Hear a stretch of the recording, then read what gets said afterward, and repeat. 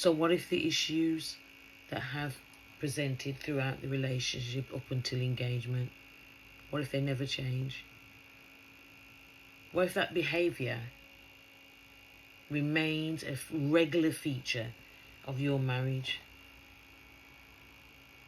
Could you live in harmony with that? Could you? Is that acceptable?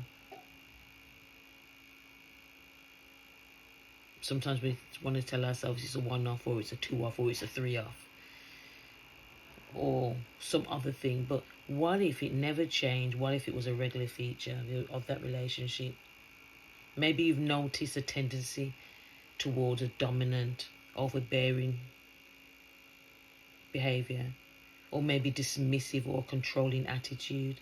Maybe you've seen issues about the way money is handled, and maybe avoidance of conflict even, or anger that flares up really quickly, or maybe they're not taking responsibility for certain things, or there's a whole spectrum of different things that you could count as an issue.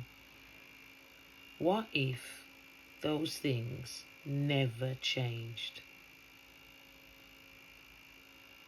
You know, because we're emotionally invested, we generally kind of explain it away, we minimize it, or we oversimplify it, or our rose-tinted glasses. But the character and the behavior patterns that you see pre-marriage are likely to be the very same patterns you'll see post-marriage.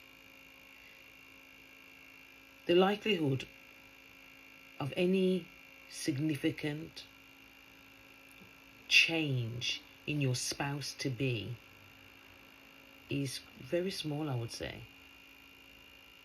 You have to know and tell yourself the truth is that marriage is not a personality transformation program. You don't convince yourself that in marriage you'll be able to do this, that, and the third that you weren't doing before. It's not going to change because you've got married.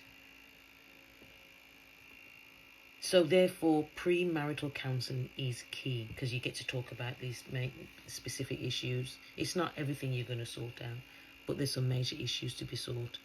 You want to gain a mutual understanding of those major issues before any I do is said. It's not enough to assume you're on the same page. It's not enough to hope things will align later. Shared understanding is and must be intentional. Stay tuned for part 3.